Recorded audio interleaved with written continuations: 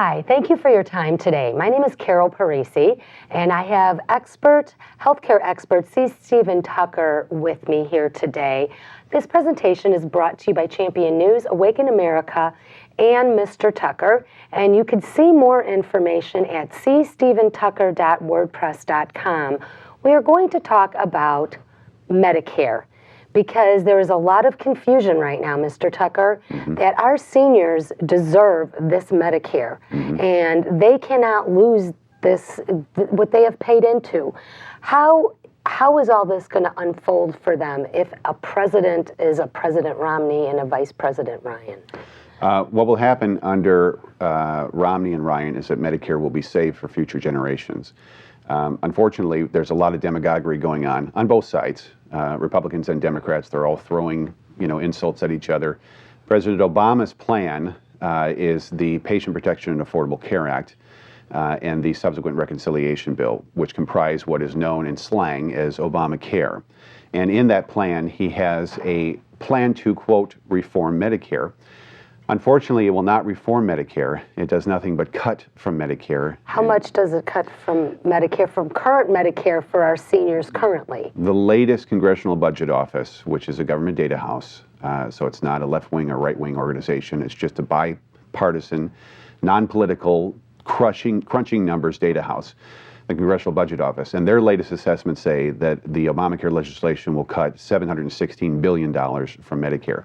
Well, currently. So it's not that it will cut it, it already has cut it.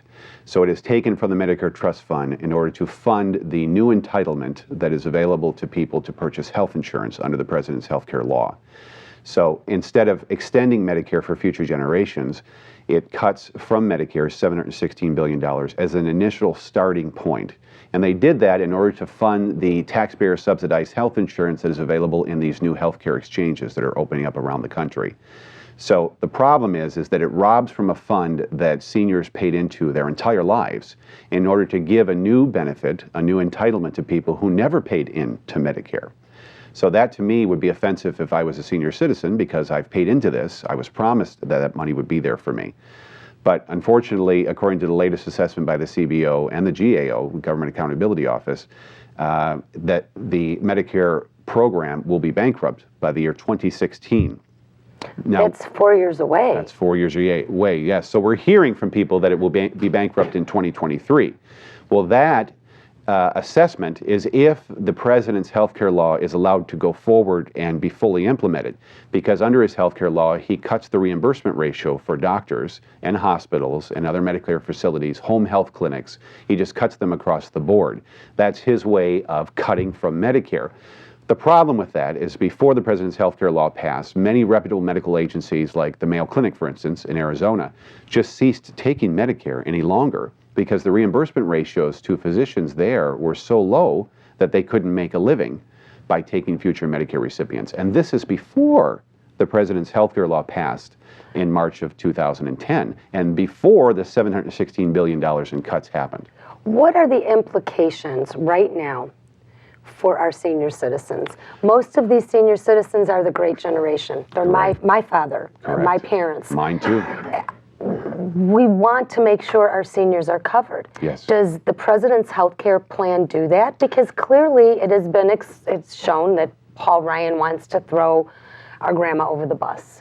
So why is there such a dichotomy in opinions on the same legislation? Right. It's very sad that we're seeing that. I've never seen in all my years a commercial from any political organization that actually throws a senior citizen off a cliff. I can't think of anything more reprehensible. In reality, the president's healthcare law is what puts seniors into the greatest point of peril. And that is because it just continues the status quo. There are no real reforms. It's nothing more than cutting reimbursement ratios to doctors and physicians and home health care clinics. So wait, let me just clarify this. What I'm hearing is the patient is going to get care, but the doctors are not going to be able to get paid for the work they do. Correct. And that's a very big problem, because if doctors are not paid, then they're not going to be able to treat patients and be able to keep their centers open. The biggest problem is what it does with Medicare and Medicaid. That money that was taken by the president from the Medicare Trust Fund was taken from not only Medicare Advantage, he took $136 billion from the Medicare Advantage program. That is a program that many millions of seniors rely upon and enjoy. And the president felt that the doctors are paid too much in the Medicare Advantage program. So he scheduled a cut of $136 billion to go from Medicare Advantage program, which would decimate the Medicare Advantage program. Well, that was scheduled to occur in October of this year. So only less than 2 months from today. But the president's advisors said that that would not be good for his reelection campaign if millions of seniors all of a sudden lost their Medicare Advantage program. So he simply took a fund from the slush fund that's in the Obamacare legislation. Remember, former Speaker Pelosi put $105 billion in what's called auto funding into the legislation. That funding cannot be overturned by an act of Congress. So it's continuing to go forward and fund Obamacare all over the country. Well, he took that money, $8.5 billion of it, in order to forego the death of Medicare Advantage until after the November elections. So Medicare Advantage will, after November election, will no longer be scheduled to be decimated, yes. It has to be because they need the money to fund this new Medicaid entitlement. We're going to be putting in between 16 and 25 million people, according to the Congressional Budget Office, onto our bankrupt Medicaid rolls. But we see all these commercials about Medicaid Advantage. You mean Medicare Advantage? Medicare Advantage. Yeah. Medicaid is our program for poor people.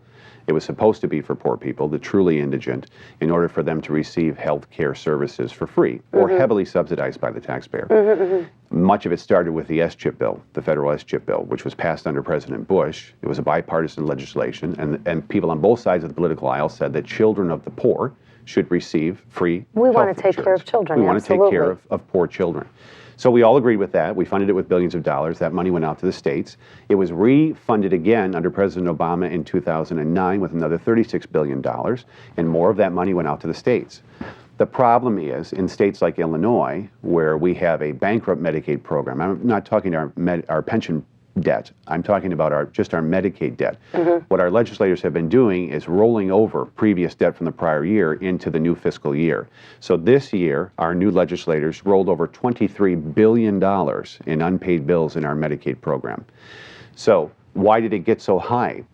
Our former governor, Governor Blagojevich, it decided to expand our Medicaid program from just the program that funds children of the truly indigent, the truly poor, to two new programs. One was called Family Care, and the other is called Moms and Babies. And these programs are still going on today under Governor Quinn. What he did was he figured he could pander for more votes by expanding this federal S-chip money, or Medicaid funds, to not just children of the poor, but to the mother of the child and to the father of the child. The worst part about that is we didn't have the money for it in the first place, but even worse is that there were no eligibility requirements on the documentation in order for you to apply for Medicaid. So they would ask your income, but not your residency status. And I'm not talking Illinois residency status. I'm talking about whether or not you are an American citizen. So because Chicago is a sanctuary city where those who are not here legally can come and live without fear of being deported, he ended up enrolling many of those here illegally onto our Medicaid program. So that's taking away from Yes. folks that are really here and need this help. That's correct. And you're just distributing it to anybody who decides to show up, is what correct. I'm hearing. That's correct. Now, our seniors, I'm sure, want to know what Paul Ryan's plan is. Paul Ryan's plan is very unique, and it's not just Paul Ryan's plan. People have to understand, when you hear anyone from the political left say that Paul Ryan is going to be putting vouchers in place, and he's going to be costing seniors $6,400 more per year than they are paying now. All of that is based on a piece of legislation that Paul Ryan wrote with Alice Rivlin, formerly called the Ryan-Rivlin Plan. That plan has been replaced with a new plan with Paul Ryan, Chairman Ryan, and Senator Ron Wyden, who is a far-left liberal from the state of Oregon. The two of them came together on politically polar opposite ends of the aisle, came together and formed a new program called the Ryan-Wyden Plan, and that was published December 2011. There are no vouchers in that program. They don't exist. There is nothing but premium support. And what is that? The people who are against the Ron Wyden and Paul Ryan Medicare reform plan that is currently being discussed right now. When they say Paul Ryan, they mean Paul Ryan, Ron Wyden, plan of December 2011, the Medicare reform plan. Those who are against that plan but support the president's health care law are in a very difficult situation because both of those plans, the president's health care law, aka Obamacare, and the Ron Wyden and Paul Ryan plan, perform essentially the same function. Under the president's health care law, coming 2014, people under the age of 65 can purchase federally tax-subsidized health insurance in government-run health insurance exchanges. Okay? So it makes health insurance cheaper for the consumer. Under Paul Ryan and Ron Wyden's plan, people that are under the age of 55 today, in 10 years from today when they turn 65, they will have the option to purchase taxpayer-subsidized health insurance inside government-run health insurance exchanges. So it's the same concept. So you cannot condemn the Ryan Wyden plan and endorse the Obamacare plan because both of them essentially function the same way. It just depends on what age you are at the time that those programs are implemented. So under the Ron Wyden, Democrat, Paul Ryan, Republican Medicare reform plan, people the age of 55 today, right, and older, current Medicare recipients, people 65, people 75, there will be absolutely no changes to the Medicare program for them. Zero, nada, nothing. It will exist the exact same way. The difference between President Obama's Medicare plan, aka Obamacare, his health care law, and the Wyden-Ryan plan is that under the President Obama's plan, nothing will change for people of current Medicare recipients. Under the Ryan Wyden plan, nothing will change for current Medicare recipients. President Obama does nothing to sustain Medicare for people who are not Medicare age today. So people under 55, according to the Congressional Budget Office, will not have traditional Medicare when they turn 65 under the president's plan because traditional Medicare will be bankrupt. There will be no more money there. What about our current seniors? Our current seniors will not be changed under either plan. Okay. Under either one. Neither proposal changes Medicare for anyone over the age of 55 today. No one. It's those under the age of 55. Under the president's plan, there will be no more Medicare for them because according to the Congressional Budget Office, by 2016, if the president's law is allowed to go forward, Medicare will be bankrupt. If the president's law is stopped, it will be bankrupt by 2016. If the president's law goes forward and all of those aforementioned cuts in reimbursement ratios to doctors, home health care clinics, hospitals, other specialists, if those are allowed to go forward, then and only then will Medicare stay till 2023. If the president's health care law is repealed, which it may very well likely be because doctors cannot afford to take those kind of draconian cuts to their reimbursement ratios and still operate, then Medicare is actually decimated by 2016. But so that means there'll way, be no Medicare for anybody if the Affordable Health Care plan actually goes through. Correct. So what's going to happen to the folks? The folks will be left with no option. That's the point. There will be no more money in the Medicare Trust Fund. It will not exist after 2023. It will not exist after 2016 if the president's health care law is repealed. Either way, there will be no more traditional Medicare option for senior citizens if President Obama's health care law either goes forward, then it'll last till 2023 by cutting reimbursement ratios to doctors, which means they're not going to take any more Medicare patients, as they are not doing in Arizona today and other places. Or the president's law is allowed to go forward, those cuts are made, and these doctors can't afford to treat patients. Either way, the president's proposal decimates Medicare, either in 2016 or by 2023. So you mean our seniors will not be able to have their choice of doctor in 2016? Correct. Because if the doctors...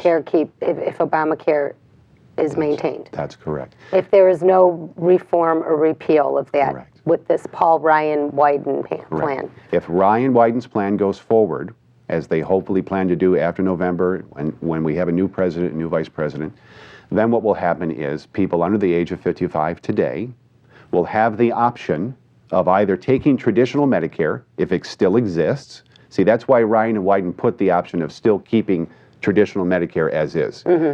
Because they know in 10 years there will be no Medicare. Will there really be no gone. Medicare? So if our seniors are, let's say, 65 today, Right.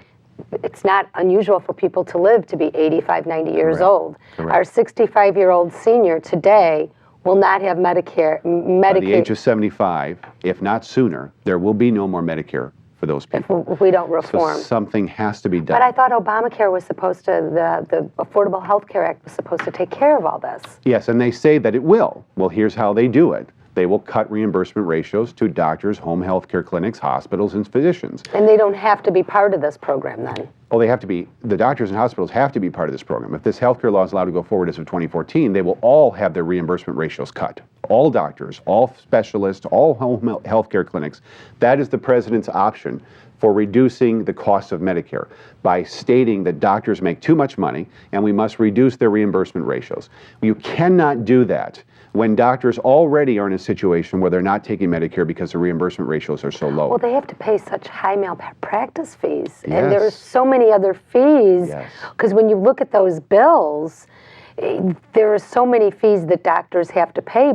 Correct. What is the profit margin? Very small, especially when you're in Illinois. In Illinois, we have no tort reform. Most of our obstetricians and gynecologists have left the state of Illinois. We only have a handful left, and that's because their malpractice insurance that they have to pay is over $100,000, close to $200,000 annually. And many of these doctors have not had a claim against them. But because we don't have any lawsuit reform, no tort reform in this state, we can't have them reduce those costs. And so they're just simply leaving to the states that have implemented tort reform. What about drug costs for our seniors? Prescription costs for our seniors. One of the things that Governor Blagojevich did when he was our mayor, or our governor here in Illinois, is that he started outsourcing the cost of prescriptions to Canada, because the markup was much less here in America. In Canada, it was much less. And so he started using the Canadian pharmacies to fund our Medicaid program and pharmacy costs for our seniors. We should be doing the same thing here in the United States. Unfortunately, the deal that was cut with the pharmaceutical industry and the Obamacare legislation with President Obama does not allow for that to happen. So that's a big problem. You can go to a website, just one off the top of my head, universaldrugstore.com. My clients use it today. They'll go there, they'll order their prescriptions, they'll get the cost of their prescriptions for a fraction of the cost that they would pay if they went to Walgreens and bought their prescriptions. And they just But a have lot it of shipped. our seniors do not even have internet capacity. Yeah, well, So what are they left with?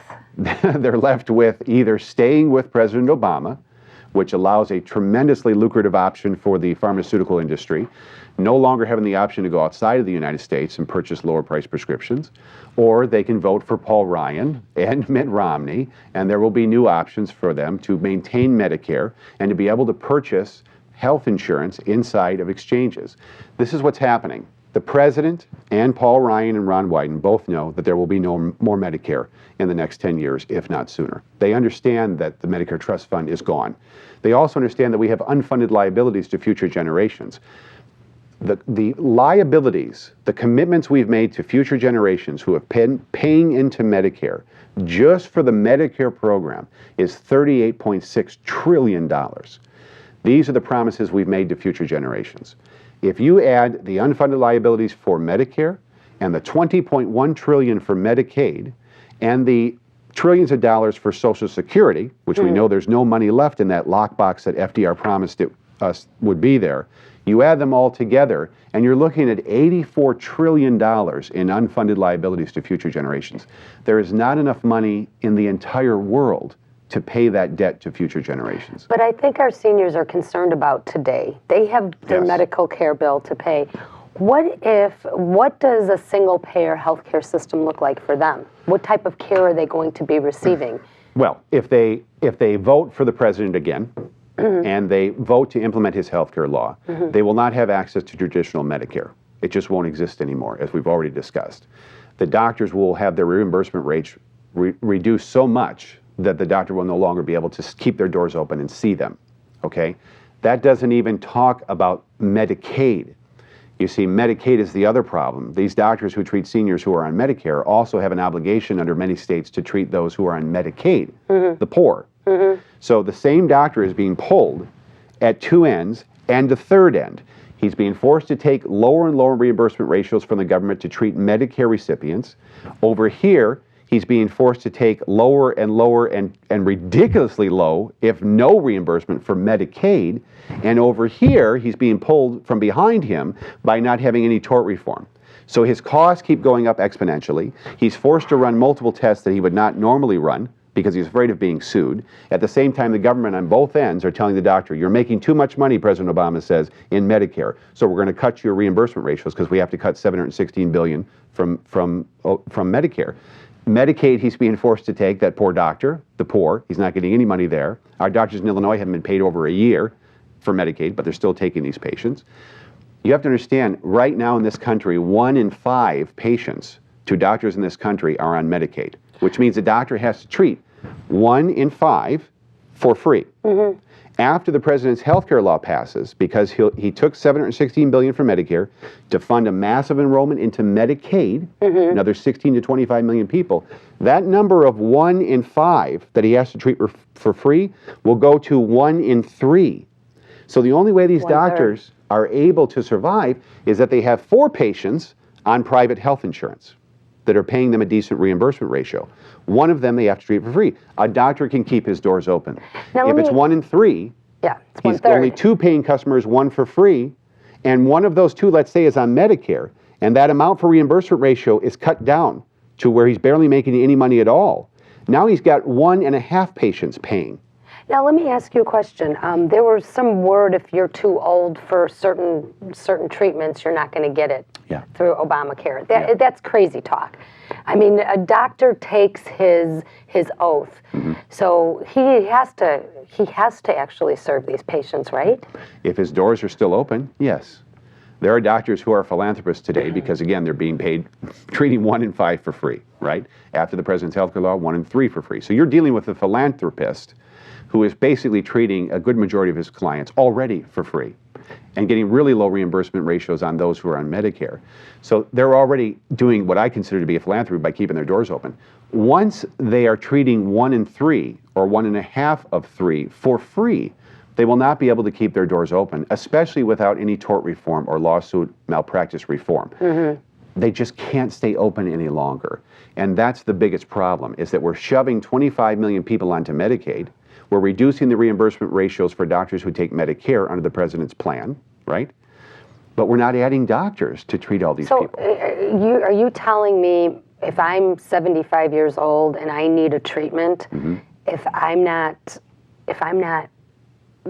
healthy, I'm not going to be able to get this treatment? I mean, we hear the death panel thing. It doesn't even matter about your age, and we'll go into that, but it doesn't even matter how old you are. If the doctor's office is no longer open, it doesn't matter if you're 25 or 75. There's no doctor there to treat you. Do you understand what I'm saying? So the access of healthcare will be so limited to people who need it, especially when we're flooding the medical system with 25 million new free Medicaid card holders.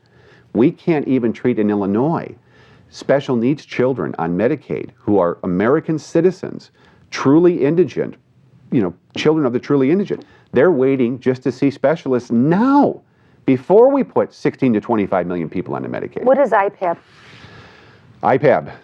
IPAB is the Independent Payment Advisory Board. This is another way that the president is going to be cutting the American healthcare system, cutting costs to the American healthcare system. And how he does it is, the only way he does it at all, is to reduce reimbursement ratios.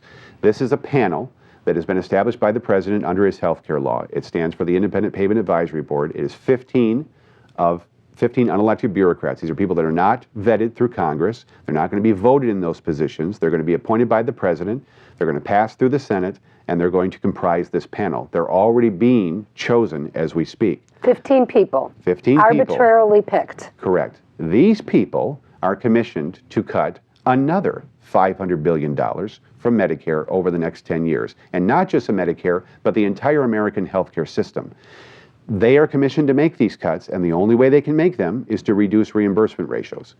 If those 15 people that have been appointed by the president to cut $500 billion from Medicare over the next 10 years, if they can't make those cuts, they can't come up with a decision to make those cuts, then the decision falls to one person for the first time in American history to make those cuts all by herself. And that person is the acting director of the Health and Human Services Department. Currently, that position is held by Kathleen Sebelius. So this is the precarious situation our seniors in. It's not just IPAB. You see, before IPAB, we had MedPAC, okay? And you can Google what MedPAC's function is. It also was a board or an organization in the federal government that was commissioned to cut costs from Medicare. But the difference between IPAB and MedPAC is that MedPAC would make recommendations to Congress and say, here, I think we should cut here, we should cut over here. And members on a bipartisan basis of Congress would review those proposals and then say, those are too draconian. We can't make those cuts. So now you have one person just doing whatever they have to do. Now you have IPAB. The reason they call it Independent Payment Advisory Board is because it's independent of Congress. Real quick, because we're going to wrap up here, what specifically do you have to say to our senior citizens about Obamacare and their health care? Because they are frightened, they have worked hard, they need this. They need their health care. They should be frightened, okay? They should read Richard Foster's assessment, who is the chief Medicare actuary. You cannot go any higher in the government's Medicare program than Richard Foster. He's the chief actuary. He states in his assessment, which you can read in the Wall Street Journal, How Obamacare Guts Medicare, with a G. His assessment says, over the first 20 years of this implementation, Obamacare will cut $4.95 trillion from Medicare. This is far more than ending Medicare as we know it. This is the end of Medicare. Worse than that, he states that the reimbursement ratios that the government currently pays to doctors who take Medicare will be reduced to less than what the government currently pays to doctors who take Medicaid. People who are on Medicaid, it is the worst healthcare system that has ever been designed in history. People die on Medicaid.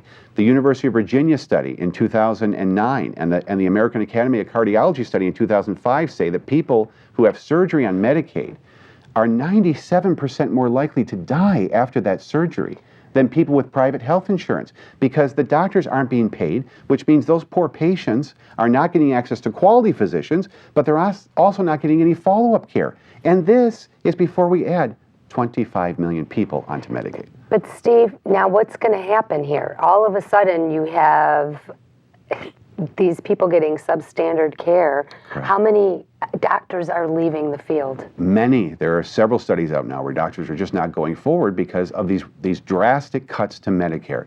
The doctors cannot treat everybody for free. They have costs, as anybody else does. Right. There are states that are imposing now. For instance, in Massachusetts in 2007, they tried to pass a piece of legislation that said if a doctor does not treat Medicare patients for the current government reimbursement ratio amount or Medicaid for essentially free, they'll pull the medical license of that doctor. That's not an answer.